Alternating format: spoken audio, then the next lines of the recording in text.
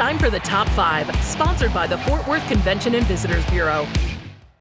Welcome back to the Ultimate Dallas Sports Show. Time now for the top 5. And in a nod to SMU Volleyball's incredible upset victory earlier in the week over number 2 Nebraska, we are looking at the top 5 biggest upsets in the 21st century for sports. We'll go down the line, one for each of you, starting with Joe. Rulon Gardner in the 2000 Summer Olympics in Sydney, taking down perfection. The Russian bear Alexander Karelin was the 3-time defending Olympic gold medalist. He was undefeated for 13 years and hadn't conceded a point in 6 years until Gardner took him down in the gold medal match. Joe, this one's yours. What do you think? I think that's great. You and the Olympics, Andrew. We got to have a talk about that. Oh, come on. We got to have a talk about that. I'm trying to diversify it. No, if I just flood this do. thing with college football, we'll get nowhere. Come on. Well, we can talk golf. I mean, we can talk about Tiger Woods and Y.E. Yang. Oh, that wouldn't be bad. 2019. Tiger was 14 for 14. Sure. With the lead in the final round. Yeah. Pretty big upset. I mean, there's bigger upsets than that, though. All right. I'll give it to you. Let's move on now to number 4. Spurs fans will remember this one. Manu Ginobili in Argentina taking down Team USA in the 2004 Olympics. The first loss the U.S. suffered in international play since NBA players were allowed to compete. Clarence, your thoughts on this one? Yeah, you got to get out the Olympics. I'm trying to diversify, man. Come on. What about Seton Hall over Georgetown? We're only 2 in. What about Seton Hall over Georgetown? What? Seton, okay, fair. I understand that. I'm saying, like, that's one tournament. This is literally the Team USA. They're taking down LeBron, Duncan, and the rest of them. Come on, guys. What about NC State over University of Houston? What about them? Oh, don't bring that up. That brings back bad memories. I did mention 21st century, so that's I didn't want to go back that far. You did. No, I mean, yeah. I think that was a big upset. I just don't think that we were excited. I just internationally, yes. I don't think it registered in America. I don't think that people really it doesn't resonate as much. In 08, I don't know about that. It does not resonate as much. I don't know about that one. I don't think it resonates. I don't. I mean, I can't. That's because you spent time in San Antonio. LeBron's was literally probably going to trend if it was around there. It was trending already. Anyway, we got to move on. Nobody was crying about that. We got to move on. Number 3, a bit of a cop-out because I didn't decide which of these two deserved it. UMBC and Fairleigh Dickinson both get the 3rd spot together, the only 2 16 seeds ever to win in the men's NCAA tournament. Aside from the obvious here, Saad, what do you think about this spot? Yeah, I don't have a problem with it. I think I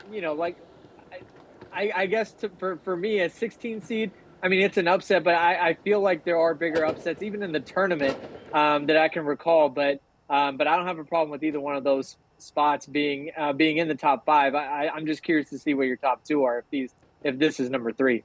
Well, let's move on here. Clarence, I was already going to give you your victory lap, but you decided to take it a couple blocks early. So number 2, pays me to say it, App State taking down number 5 Wolverines on the road back in 2007, the original FCS upset. I'll hang up and listen to you, Clarence. What do you think? Again, college football upsets happen all the time. I think App State went in and beat Texas A&M last year, the year before last, and that's what they do. And I think that people just didn't know. It's like when Fresno State was going around beating people, and Boise State was beating people, and way back in the day before your time when Florida State used to be an upstart, we go around and beat people before they became a real program. But yeah, that was a big win at Michigan. I don't know if it's number 2. We'll get into this after I'm done with this list, but I want you to think about the one you would replace it with from the college football ranks. And there are a couple options that I kind of considered, but I only wanted one college football one in here. All right, last one. Last but not least, number 1, Eli Manning, David Tyree, Michael Strahan takes care of itself. The Giants ending perfection in 2007. Joe, wrap this one up. Yeah, listen, I mean, since you made it 21st century, that's probably near the top. I mean, listen, we were all watching it. It's the Super Bowl. The way it played out, nobody had it going down that way. I mean, who would have thought that, Eli would have gotten 2 championships and his brother didn't have more than Eli. So, yeah, no, I don't mind that. I do wish you would have, made our window a little bit bigger.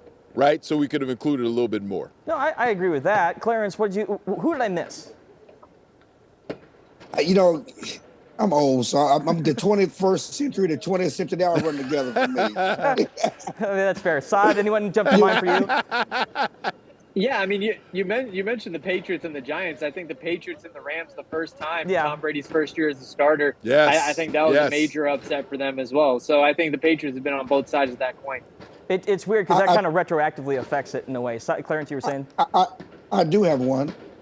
Texas over USC in 2006, the Rose Bowl. It's 1 versus 2. Hang on. The degree of difficulty here. That was big. It's the degree of difficulty is a little different. I love it. I just don't consider that an upset. You're just getting Texas in again. It's all about UT. and I would put in, if we're considering where the series went, I would put in the Warriors coming back from a 3-1 deficit to beat the Warriors, and the Cavaliers beating the Warriors in 2016. Yeah. But considering how stacked those two teams were, again, the degree of difficulty is a little bit different. We could talk about this all night. Saad, Clarence, thank you guys so much for joining us tonight. When we come back, Joe's final take. Stay with us.